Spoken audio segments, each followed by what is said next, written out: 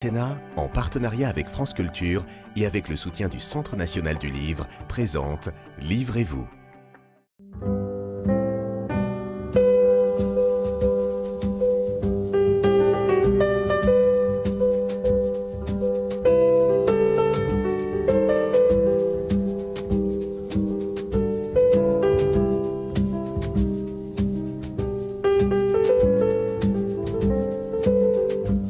Bonjour et bienvenue dans Livrez-vous, votre émission littéraire sur Public Sénat où l'on mêle essais et littérature pour animer la vie des idées. Aujourd'hui, une notion qui est au cœur du débat politique, la notion de séparatisme, la notion de république divisée. J'ai invité deux personnes qui vont vous donner leur regard sur la République. Tout d'abord, Vincent Peillon, homme politique, ancien ministre de l'Éducation nationale. Vous publiez L'Émancipation, essai de philosophie politique aux presses universitaires de France, où l'on trouve différents essais, l'un consacré à Jean-Pierre Vernant, l'autre au sens du mot politique. À côté de vous, Martine Storti, bonjour. Bonjour. Enseignante, journaliste, vous avez été militante au sein du MLF et vous publiez Pour un féminisme universel aux éditions du Seuil. Martine Storti, on a l'impression que l'universel pourrait être également un piège pour les femmes.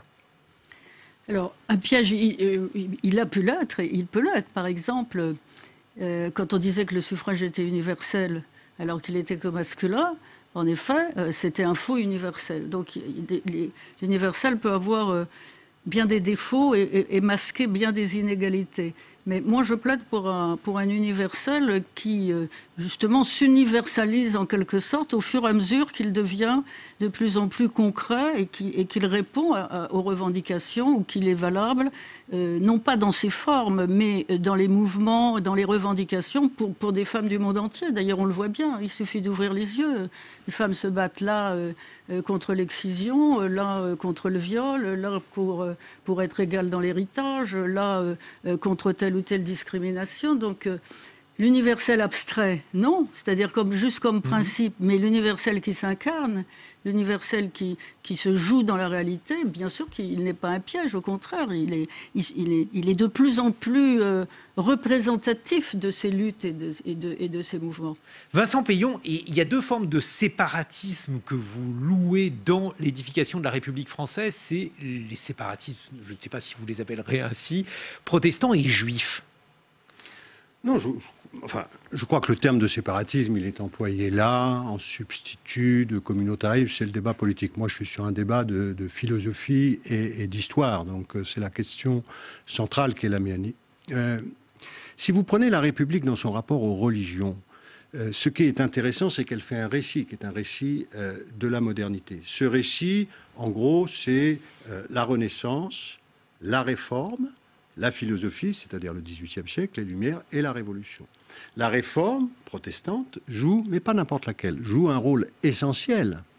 Et il y a eu un débat chez les historiens, et par exemple, j'ai un désaccord que j'expose dans ce livre, mais que j'avais déjà exposé avec Pierre-Rosan Vallon, qui considère que la République jacobine a été anti-protestante. Et la République, je dirais, de gauche, la République sociale, celle de Louis Blanc, de Pierre Leroux. En réalité, d'ailleurs, Louis Blanc avait épousé une catholique, a été enterré avec un pasteur.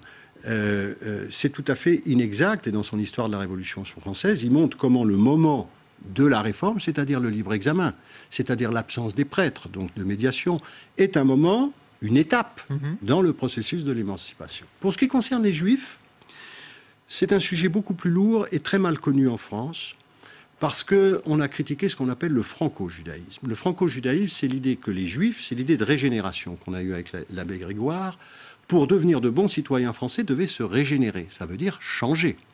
En réalité, dès la Révolution française, vous avez une apologie des Juifs faite par un monsieur qui s'appelait Hurwitz, qui dit non, mais c'est pas à nous de nous régénérer, c'est ceux qui nous oppriment. Et il écrit une apologie des Juifs. Et il dit, ça va rejoindre vos thèmes, l'universel, oui, mais pas au détriment des différences. Et cette école républicaine, mais beaucoup plus attachée à son identité juive, en plus pensant que la République des Hébreux était dans le fond une préformation de la Révolution. Justice agraire, donc partage des terres, égalité. Égalité homme-femme dans les textes de Joseph Salvatore très tôt, les premiers à se battre pour le divorce. Joseph Salvatore, il faut rappeler. Joseph Salvatore qui est, à mon avis, ce philosophe auteur d'une loi de Moïse inconnue aujourd'hui en 1822, qui matrice ce judéo-républicanisme. Et là, je voudrais finir juste, et puis je vais rapidement, sur Lévinas. Cette pensée se retrouve après 1945, où un certain nombre de juifs dans la République, républicains disent, attention, il y a un universel mauvais, parce qu'il vous dit, vous pouvez participer à l'universel à condition de renoncer à vos traditions, à ce que vous êtes, etc. Et il dit ça a été très mauvais. Regardez, on nous l'a demandé, c'est Bergson, c'est Brunswick, c'est Proust, tous ces grands juifs d'avant la guerre ont changé les prénoms, ont changé les habitudes, et en réalité, regardez ce qui s'est passé en 39, 40, 45. Donc, on doit créer un universel, toujours en mouvement, comme le disait, comme vous le citez avec tellement de bonheur pour moi, Pierre Mendès France, qui se méfie de lui-même comme la raison. La raison doit exercer à l'égard d'elle-même son pouvoir critique. L'universel, comme disait mon maître Merleau-Ponty, n'existe que comme présomptif. Mais ceux qui disent « je suis le propriétaire de l'universel », ni les femmes, elles n'ont pas le droit de voter, ni les gens de telle religion, ni des gens sont des très grands dangers. On va passer des juifs aux musulmans, Martine Storti, parce que lorsqu'il est question d'universel et de féminisme aujourd'hui, l'une des questions qui se pose est celle du voile. Et on peut entendre dire que le fait de vouloir, non pas interdire le voile, mais en tout cas en circonscrire l'utilisation, c'est finalement une position coloniale, néocoloniale. Qu'en pensez-vous ? Oui, alors, je sais que c'est un discours qui est tenu. Moi, je vais vous dire, il se trouve qu'en France, il y a des femmes, je n'en disconviens pas, qui portent le voile librement, qui choisissent de porter le voile. En effet, elles ont le droit, c'est leur choix. Mais il y a aussi des femmes qui sont obligées de le porter. Et dans le monde entier, il y a des femmes qui se battent parce qu'elles ne veulent pas être obligées de porter le voile. Aujourd'hui, dans une prison iranienne, il y a une femme qui s'appelle Nasrin Sotoudeh, qui vient d'achever, de cesser une grève de la faim, parce que si elle continue, elle va en mourir, qui a été sortie de la prison pour être hospitalisée, mais elle y retourne alors qu'elle est très malade, etc. Pourquoi elle est en prison ? Parce qu'elle a osé prendre la défense de femmes qui, à Téhéran, ôtaient le voile. Moi, j'étais à Téhéran en 1979, au retour de Khomeini, quand quelques semaines après le retour à Téhéran et la chute du Shah, une des premières décisions qu'il prend, c'est l'obligation du port du tchador. Les femmes iraniennes sont descendues par dizaines de milliers dans les rues de Téhéran. Moi, j'y étais, je suis restée 3 semaines, j'ai vu pour leur surprise, la tragédie que c'était pour elles d'avoir en effet soutenu cette lutte contre le Shah pour se retrouver dans l'obligation de porter... Alors, pour le dire d'un seul mot, il se peut qu'il y en ait que des femmes portent le voile librement. Moi, j'ai du mal à y voir un signe d'émancipation des femmes, si vous voulez. Mais en tous les cas... Mais est-ce que c'est une position coloniale ? Je suis du côté de celles qui n'ont pas le choix. Alors, une position coloniale, non, je ne pense pas que ce soit une position coloniale. Par exemple, vous dites même le contraire. L'interdiction du voile dans l'école, qu'est-ce que vous voulez, si on laisse tous les... D'ailleurs, qu'est-ce que c'est le voile ? Est-ce que c'est un signe religieux ? C'est un signe d'émancipation des femmes, c'est un signe d'oppression des femmes, parce qu'il ne faut pas voir la chevelure qui est susceptible d'exciter, pardon messieurs, les hommes qui verraient... Donc cette sexualisation du corps des femmes. Moi, par exemple, vous voyez, le débat très récent là sur les filles qui vont au collège ou au lycée parce qu'on leur voit le nombril ou qui ont des... J'ai trouvé ça extraordinaire, ce débat, parce que qu'elles soient couvertes ou qu'elles soient découvertes, qu'elles arrivent avec le tchador ou qu'elles arrivent avec le nombril à l'air, de toute façon, ça ne va pas. C'est-à-dire que dans les deux cas, qu'est-ce qu'il y a ? Il y a une sexualisation du corps des femmes. C'est-à-dire que les femmes ne peuvent pas être regardées autrement que comme des instances, des objets, je ne sais pas quel mot utiliser, ou des sujets sexuels au regard de vous, messieurs, au regard de vous, des hommes, ce qui est quand même extraordinaire. D'ailleurs, on n'existe pas pour nous-mêmes. Puisque vous parlez de l'école, il y a justement, Vincent Payon, dans votre ouvrage « L'émancipation », des pages sur le rôle de l'école dans le projet républicain. Vous en rappelez les contours. Est-ce aussi essentiel dans la manière qu'a la France d'envisager la République ? Surtout, ce sur quoi j'ai voulu attirer l'attention, et je crois que nous partageons cette pensée, c'est qu'aujourd'hui se disent républicains ceux qui sont souvent les sectateurs, les enfants, des anti-républicains d'hier. Et tous les thèmes les plus... Par exemple le Front National. une droite qui est en train de se laisser contaminer par le Front National et parfois certains à gauche. La République n'est identifiée qu'à l'ordre, la sécurité, la tenue vestimentaire, la tenue républicaine.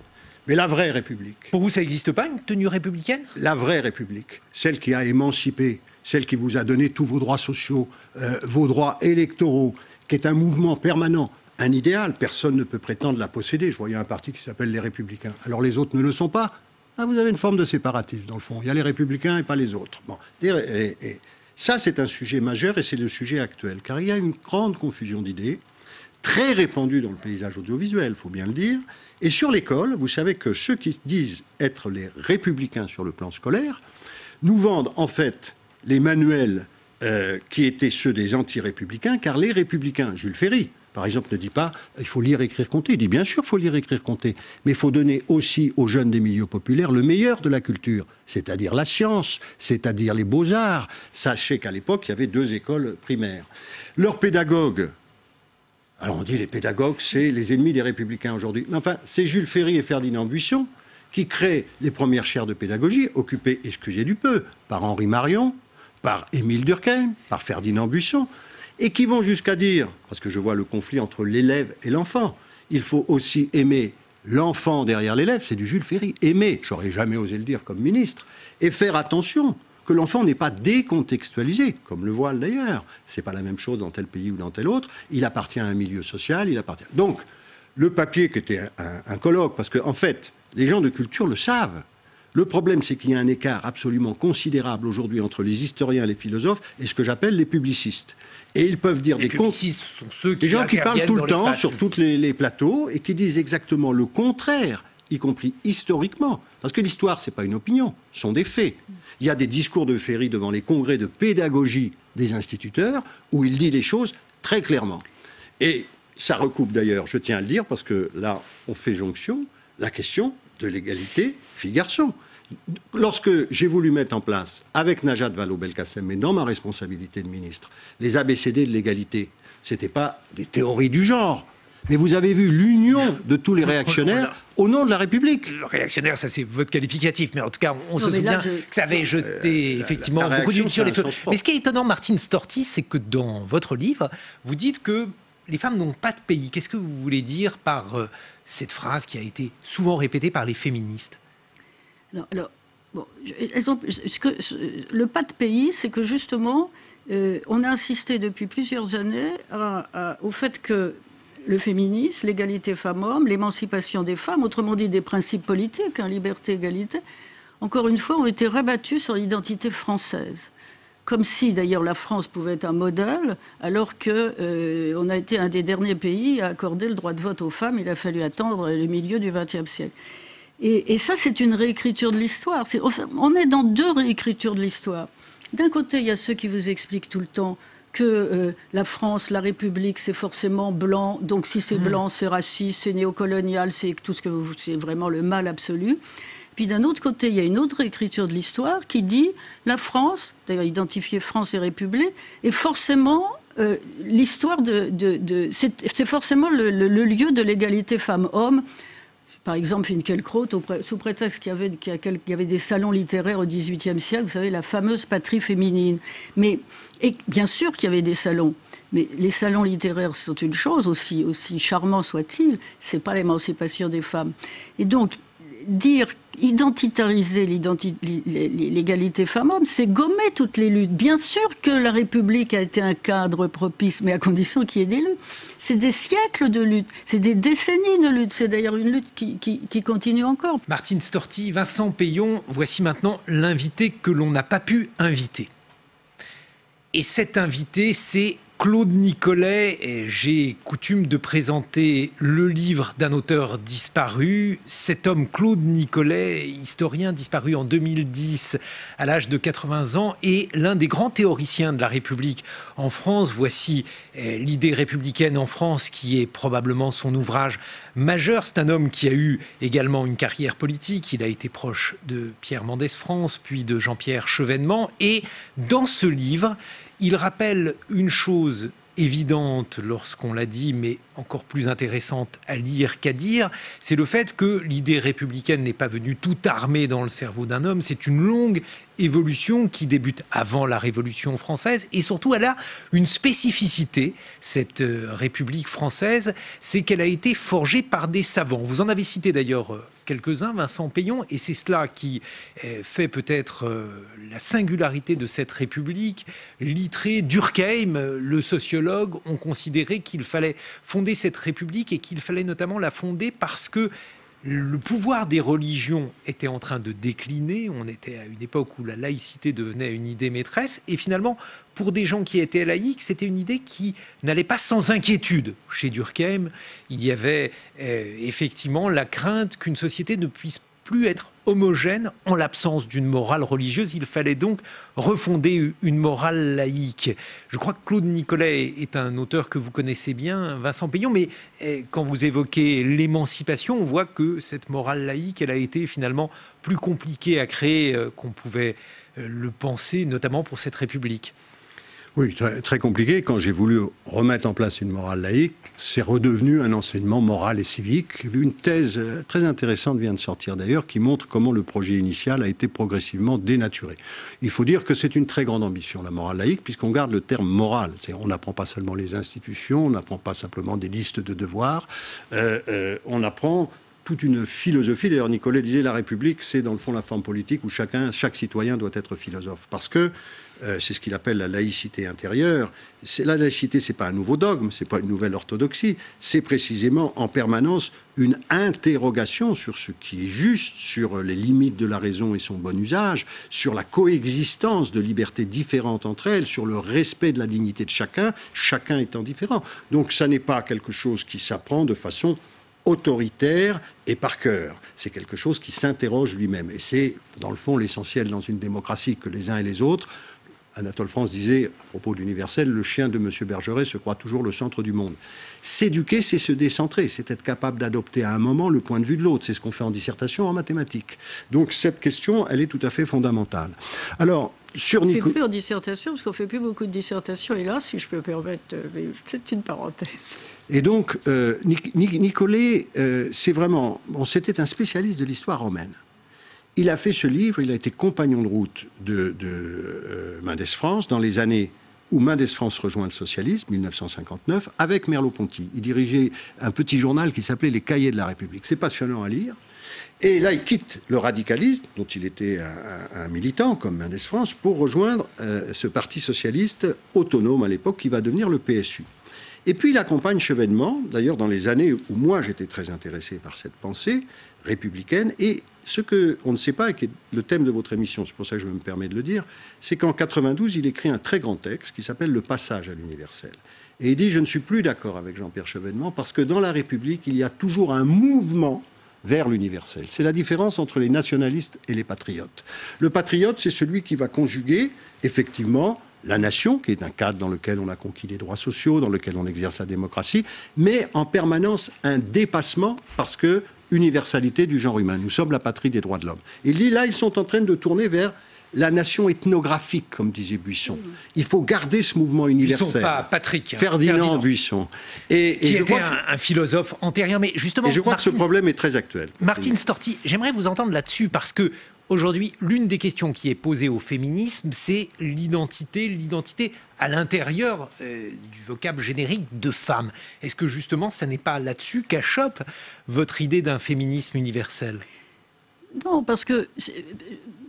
Pour embrayer juste avec ce que vient de dire M. Peillon, moi j'ai renoncé, malheureusement, je le regrette, j'en suis triste, au mot universaliste, parce que précisément il a été dévoyé, idéologisé, instrumentalisé dans une perspective pour certains, que j'ose qualifier d'islamophobe. Donc universel, l'universel comme processus, l'universel comme mouvement, l'universel comme ce qui est toujours en chantier. Je crois que j'utilise cette expression dans mon livre, parce que c'est ça, il n'est pas en surplomb, il n'est pas au-dessus. Aujourd'hui, on a le sentiment que et brandit l'universalisme républicain pour répondre en effet à l'idéologie des coloniales, les indigènes de la République, etc. Mais on le brandit comme si on était comme dans une cuirasse et qu'il fallait absolument mettre en œuvre quelque chose qui est déjà là. Mais alors si cette demande, elle est là justement, Martine Storti, s'il y a aujourd'hui des femmes qui considèrent que c'est plus facile d'être une femme blanche qu'une femme noire, plus facile d'être... bien sûr.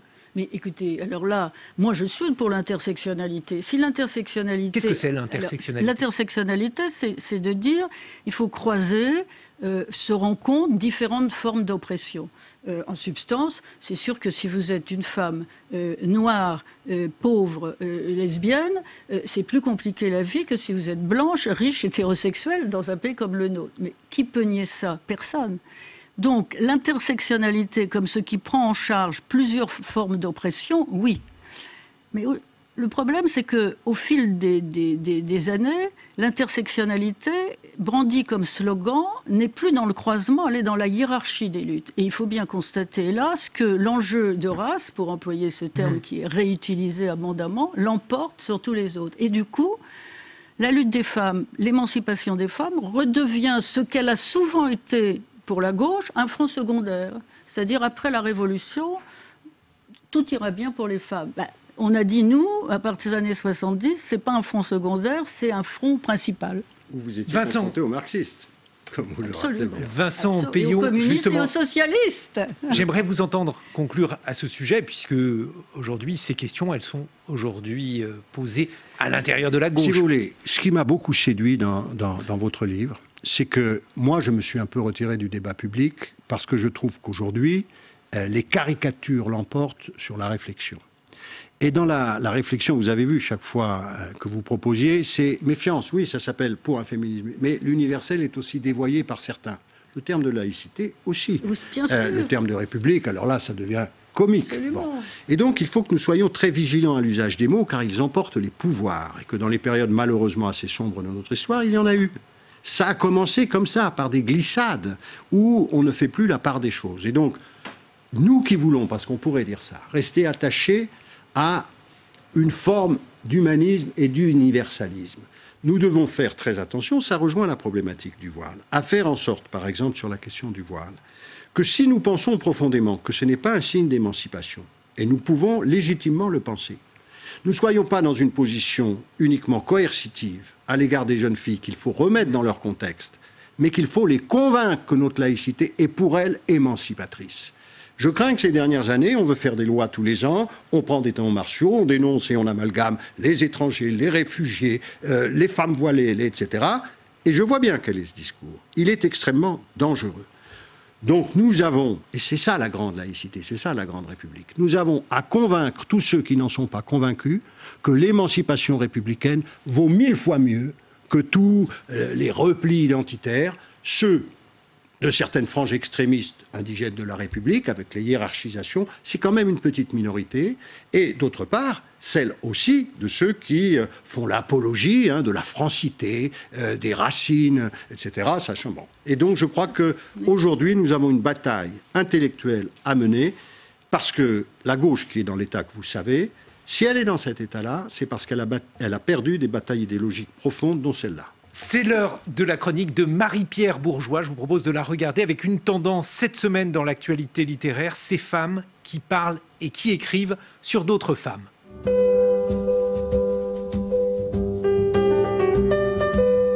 Sexisme, MeToo, charge mentale, toutes ces notions pas forcément nouvelles agitent aujourd'hui le monde du féminisme. Autant de termes qui donnent aussi beaucoup de grains à moudre aux autrices françaises, à commencer par Léa Salamé et son ouvrage Femmes puissantes.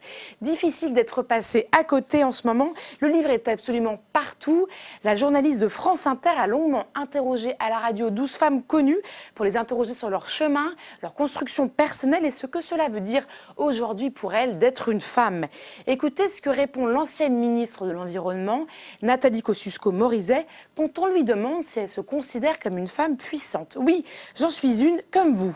Et comme toutes celles qui nous écoutent, si elles le veulent bien, Pour moi, être une personne puissante relève plus de l'intime. Pour notre approche du féminisme, vous pouvez aussi faire confiance au carnet de Laure Adler, joliment intitulé La voyageuse de nuit. Il vient de sortir il y a quelques jours et l'ancienne conseillère culture de François Mitterrand prend la plume pour nous raconter ce que c'est d'être une femme qui vieillit aujourd'hui. Dans ce livre, elle mêle textes qui lui tiennent à cœur, notamment ceux de Marguerite Duras, ses propres souvenirs et aussi ses réflexions sur le temps qui passe. J'aimerais vous partager ce passage qui m'a beaucoup touchée. Certaines abordent cette période de leur vie comme un espace de liberté insoupçonnée. L'invisibilité que donne l'âge leur permet d'entrer dans un monde nouveau, débarrassé de la domination masculine et du souci de soi. Camille Laurence, elle, de son côté, avec son nouveau roman « Fille », s'appuie sur ce qu'elle appelle l'écriture de soi pour nous raconter la condition féminine. Dans « Fille », nous plongeons tout droit dans la petite bourgeoisie des années 50, au moment de la naissance de la narratrice. Il y a ce passage très fort d'un livre de Camille Laurence. D'après mes calculs, c'est le recensement de 1964, j'ai 5 ans, timide et curieuse à la fois, je suis cachée derrière le canapé. « Vous avez des enfants ?» demande le monsieur. « Non », dit mon père, « j'ai 2 filles. » Tout est résumé dans ces quelques mots. Comment se construit-on en tant que femme quand le langage des autres vous blesse, vous ignore, vous efface? Qu'est-ce que les mots font de vous au plus profond de votre être? Promis, avec ces 3 ouvrages, vous aurez le début d'une réponse. Merci beaucoup Martine Storti de nous avoir rendu visite pour un féminisme universel. Votre livre est publié dans La République des idées aux éditions du Seuil. Merci Vincent Payon. L'émancipation, essai de philosophie politique aux presses universitaires de France. À bientôt sur Public Sénat et d'ici là, bonne lecture.